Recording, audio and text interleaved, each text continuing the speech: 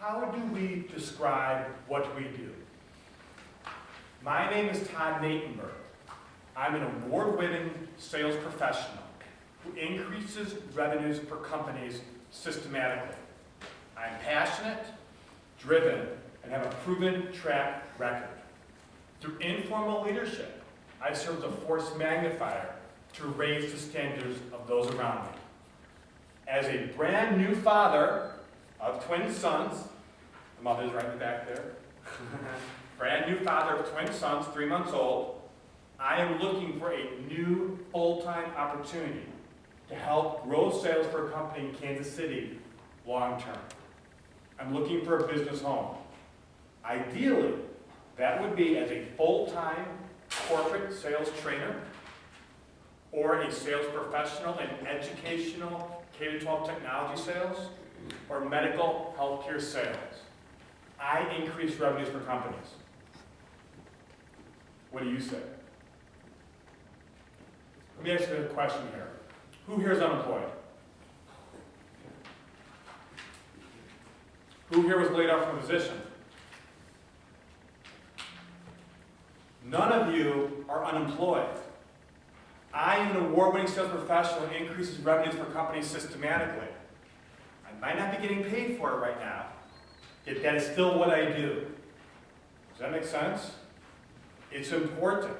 We all heard the secret, right? We know the secret. It is important. This is not a pump-me-up. This is offering valuable strategic skills that we're going to talk about today. Yet it's so important that you recognize that. You have to ignore the people that talk about, I won't talk to anybody unemployed. You have to ignore the recruiters who say, your resume's all messed up. You should have a functional resume. You've had, it's so funny. Who here's worked for Sprint? Raise your hand. Yeah, Sprint Foundry Organization. That's a good guess on that one. Who here worked for Sprint for more than 5 years? Who here worked for Sprint for more than 10 years? 15? Okay.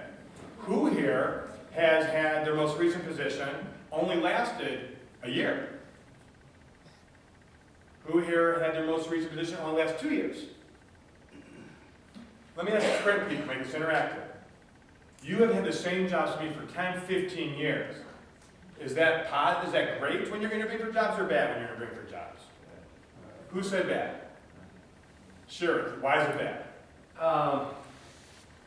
What do they tell you? It took a while to realize this, but a few years ago, when I was probably 15 years into my Sprint career, my friend said to me he'd been there about 5 years too long. And he's a recruiter. And he said people think that you've just come in there into your office and just getting your merit increases and just getting stagnant. If you work for the same company, different job. Oh, I get that. Fair enough. Fair enough. Leave it They there. don't see that. Now, who here has said that they've only had, maybe their last job was only a year or 2 years? Raise your hand with that. Do those people work? Oh, okay. Somebody different. Has that been a hindrance or a benefit when you talk to people?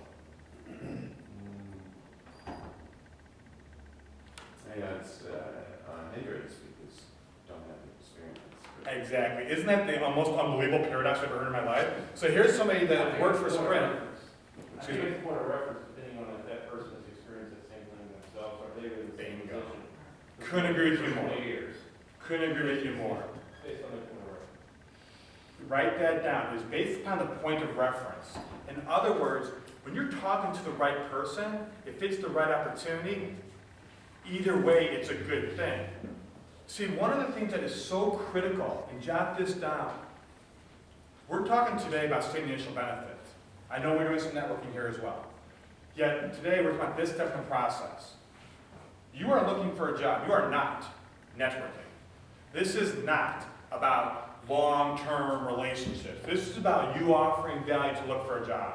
And you might talk to somebody who maybe says, you've been there too long at the same job, or you haven't been there long enough at the job, and I've had it, I've been in sales. I was an independent consultant. I was on my own at one point too.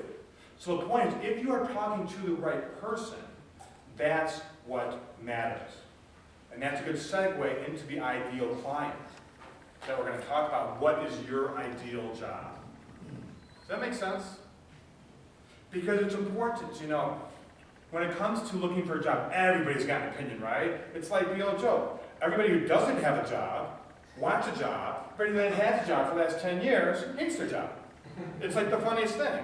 I have a sister-in-law who I love to death, who lives in Canada. I'm not saying her name, don't worry. Who's worked for IBM for a long time. And she hates it right now. Because the fact of the matter is, I know if this goes on YouTube, honey, don't worry. that she said that she works too many hours. And that's too challenging. You know how many people here, who here would like to have, a 6-figure job working for IBM? Lots of people. So the point, though, is understanding where you are. Understanding what it is that you're looking for. Looking for a job is no different than making a sales call and selling. It is a numbers game. Your job now is no longer networking for right now. It is find that full-time opportunity about it. I challenge you to think about this. This is important stuff. This will make the difference.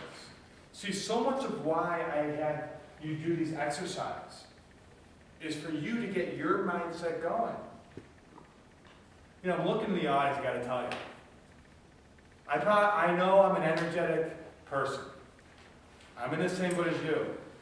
I know it's hard. Yet you gotta, that passion, that energy, how does it come from? Where does it come from? What motivates you? You have to ask them, you know what motivates me? Besides that beautiful woman in the back? Tell you exactly what motivates me. They motivate me. This is my precious twin sons, Teddy and Aaron. They are 3 months old. Everything I do for them. I will leave you with this final thought. Whenever I get down depressed and think all my work is for naught, I think of a stone cutter. He spends his entire life chipping away at a stone, and there's never even so much as a dent. And then one day he taps the stone, and the entire object breaks. But what he must never forget is were it not for the first 5 million whacks, the stone never would have broken. I wish you best of luck.